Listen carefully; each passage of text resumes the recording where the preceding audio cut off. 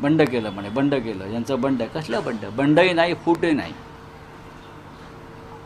यांनी स्वतःला बाजारात उभं केलं विकण्यासाठी, बोली लावायला सांगितली, बोली लागली, ते निघून गेले. तुम्हाला आजची गंमत सांगतो. अजूनही हे लोक मुंबईत नाही आहेत. यांच्यामध्ये मंत्री कोणी घ्यायचं ह्याच्यावरून वाद सुरू झालेले आहे.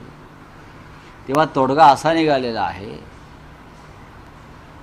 की मंत्रिपद एकालाच मिळेल आणि त्याची भरपाई म्हणून उरलेला 5 जणांना आणखीन 25-25 कोटी रुपये देते.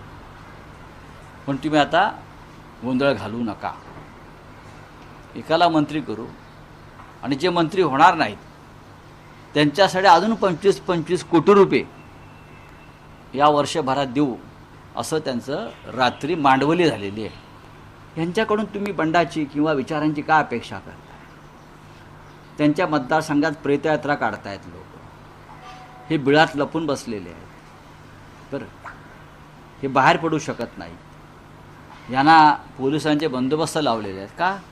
तुम्ही काय गुन्हा केलेला नाही, तुम्ही काय पाप केलेलं नाही, तुम्ही स्वच्छ आहात ना. मग तुम्हाला आता पोलीस ताफा एवढा मागे पुढे कशा करता? आणि या राज्याचं पोलीस खातं फक्त गद्दारांच्या रक्षणासाठीच आहे का? कायदा सुव्यवस्था ढासळली आहे या महाराष्ट्रामध्ये.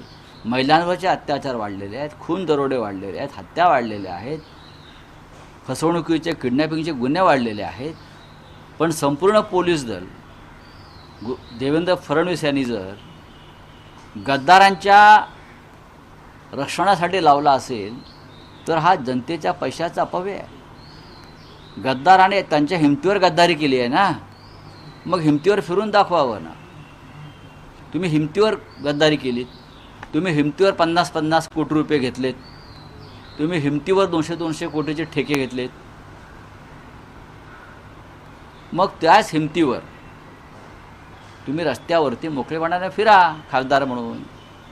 लाज असेल तर खासदारकीचा राजीनामा द्या, ही माझी मागणी आहे पक्षातर्फे. ज्या पक्षाच्या चिन्हावर तुम्ही निवडून आलेला आहात, ज्याच्यासाठी आम्ही रक्ताचं पाणी केलेलं आहे उद्धवजींनी, पक्षानं, कार्यकर्त्यांनी,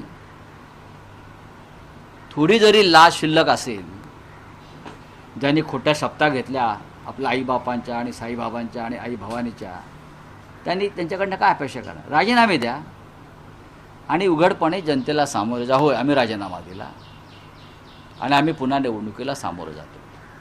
तुमच्यात हिंमत असेल ना तर हे करा.